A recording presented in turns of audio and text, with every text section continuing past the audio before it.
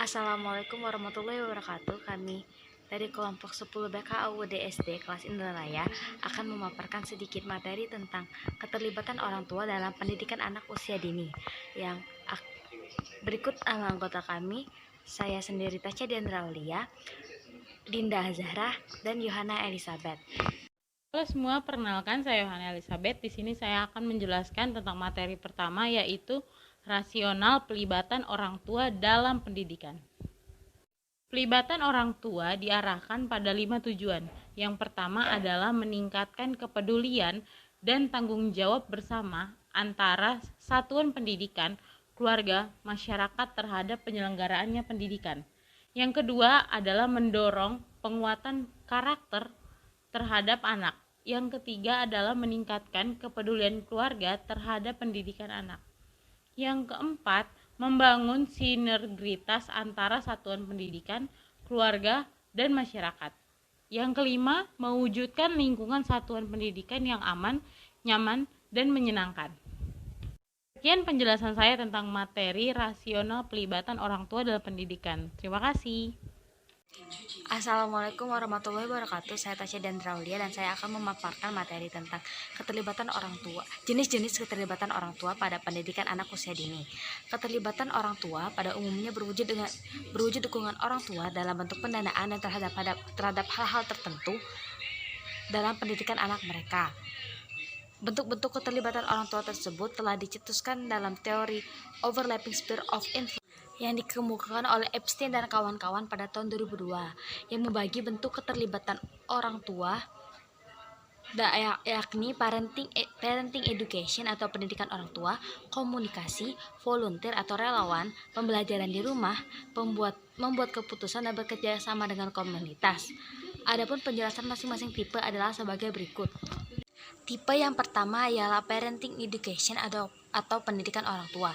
Parenting education ini adalah berupa keterlibatan orang tua dalam kegiatan pendidikan bagi orang tua yang bertujuan membantu orang tua untuk menciptakan lingkungan rumah yang mendukung anak sebagai pelajar dan mendapatkan informasi tentang kesehatan, keamanan, gizi, dan setiap hal yang berhubungan dengan perkembangan anak.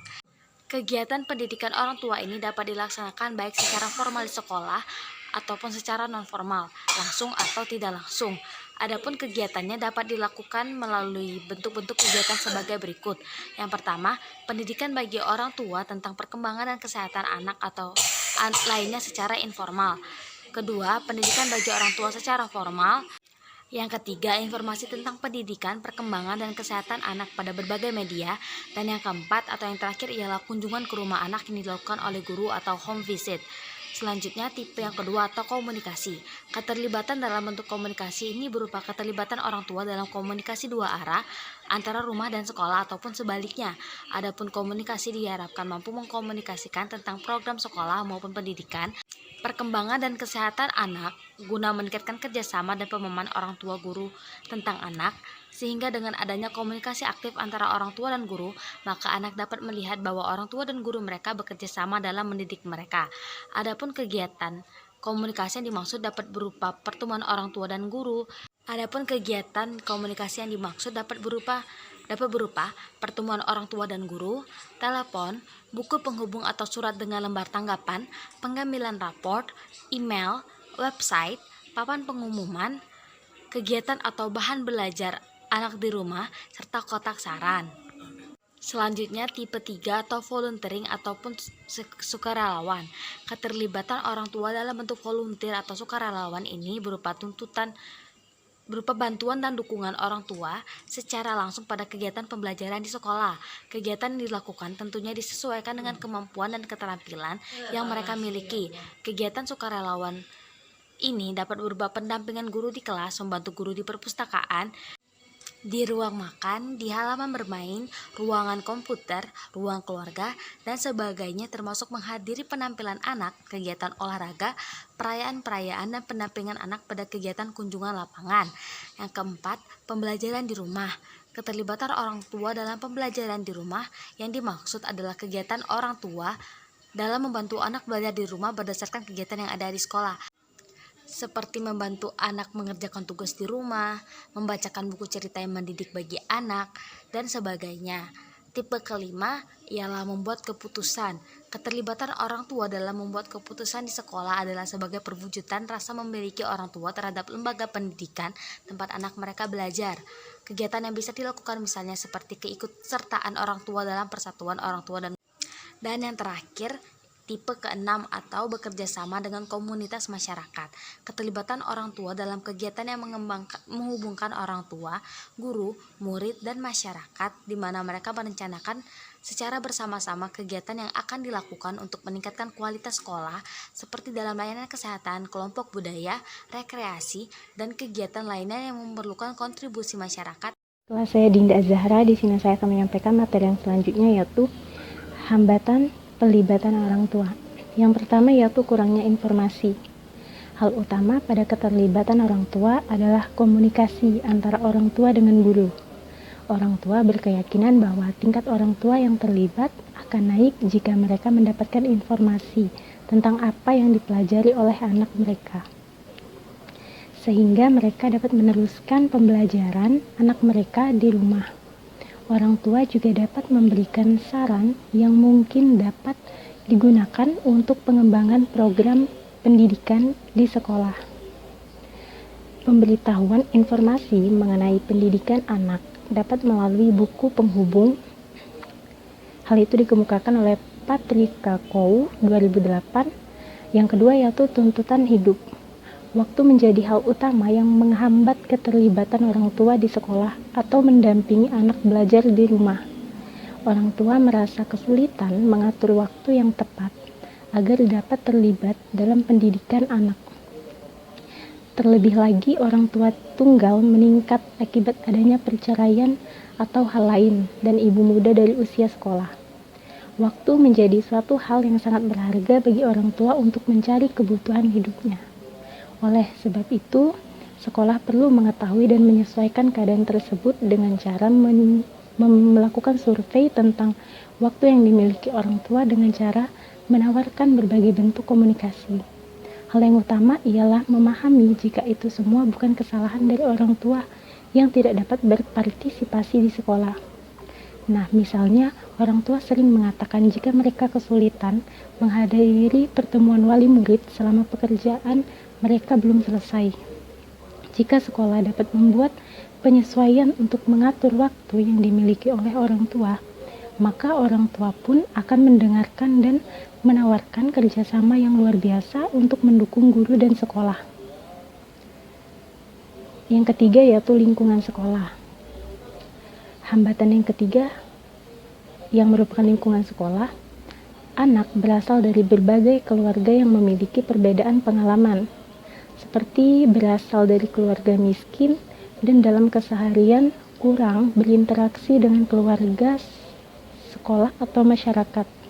Orang tua dari anak yang mengalami pengalaman tersebut sering memiliki pendidikan yang terbatas dan memiliki pengalaman negatif dengan sistem pendidikan. Hal ini akan membuat mereka salah paham dan khawatir dengan lingkungan sekolah. Yang selanjutnya, yang keempat, pandangan orang tua. Nah, pandangan orang tua mempengaruhi dalam keaktifan orang tua di sekolah. Pandangan orang tua dalam hal ini ialah keyakinan orang tua tentang pentingnya keterlibatan mereka dalam pendidikan anak. Hal itu dikemukakan oleh Rahmi Nur Diada 2015. Dia juga mengungkapkan bahwa keyakinan orang tua tersebut dapat menjadi faktor pendukung, namun juga dapat menjadi penghambat. Hal tersebut dipengaruhi oleh perasaan orang tua berkaitan dengan penerimaan guru terhadap kehadiran mereka di sekolah. Morrison mengungkapkan bahwa perasaan itu dapat disebabkan oleh perlakuan guru yang hanya melibatkan orang tua apabila ada masalah atau ada yang dibutuhkan dari orang tua tersebut. Yang selanjutnya yaitu materi program pelibatan orang tua. Nah, program pelibatan orang tua merupakan program yang dilaksanakan sekolah dengan melibatkan orang tua dalam setiap kegiatan di sekolah. Program tersebut antara lain pertemuan antara wali kelas dengan orang tua, kelas orang tua atau parenting, kelas inspirasi, dan pentas kelas akhir tahun. Yang pertama yaitu pertemuan antara wali kelas dengan orang tua. Pertemuan wali kelas dengan orang tua merupakan pertemuan yang diselenggarakan oleh sekolah untuk menjalin komunikasi antara pihak sekolah, yaitu wali kelas dan orang tua. Tujuan kegiatan ini adalah untuk mengetahui perkembangan program sekolah untuk kemajuan pendidikan anak, untuk berkonsultasi tentang perkembangan anak, dan untuk memberikan saran bagi kemajuan sekolah. Yang kedua yaitu kelas orang tua atau parenting. Kelas orang tua merupakan kegiatan yang bertujuan untuk membangun kesadaran orang tua atau wali akan pentingnya terlibat dalam pendidikan anak. Termasuk di dalamnya ialah mengembangkan lingkungan belajar yang aman, nyaman, dan menyenangkan. Tujuan kelas orang tua ialah meningkatkan kesadaran, pengetahuan, dan kemampuan orang tua dalam mendidik atau mengasuh anak. Meningkatkan kualitas keterlibatan orang tua dalam mendidik anak di sekolah dan di rumah, menjadi wadah berbagi pengetahuan, pengalaman, dan praktik baik di antara orang tua dalam mendidik atau mengasuh anak. Mewujudkan keselarasan dalam mendidik anak antara yang dilakukan di sekolah dan di rumah. Menumbuhkan jiwa kebersamaan di antara orang tua. Pelaksanaan kelas orang tua dalam hal ini berbentuk workshop literasi budaya lokal dengan metode gambar bercerita. Yang ketiga yaitu kelas inspirasi.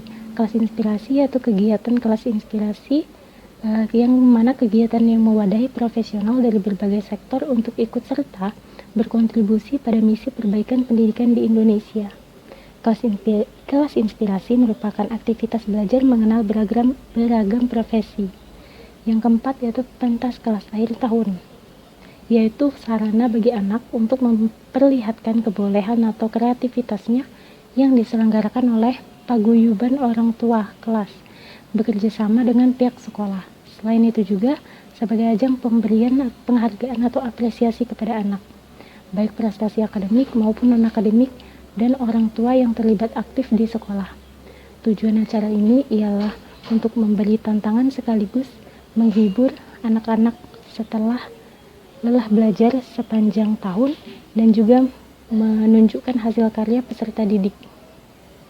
Sekian pemaparan materi dari kelompok 10 BKS AUD SD kelas Indralaya. Lebih dan kurangnya kami mohon maaf. Wassalamualaikum warahmatullahi wabarakatuh. See you in the next video.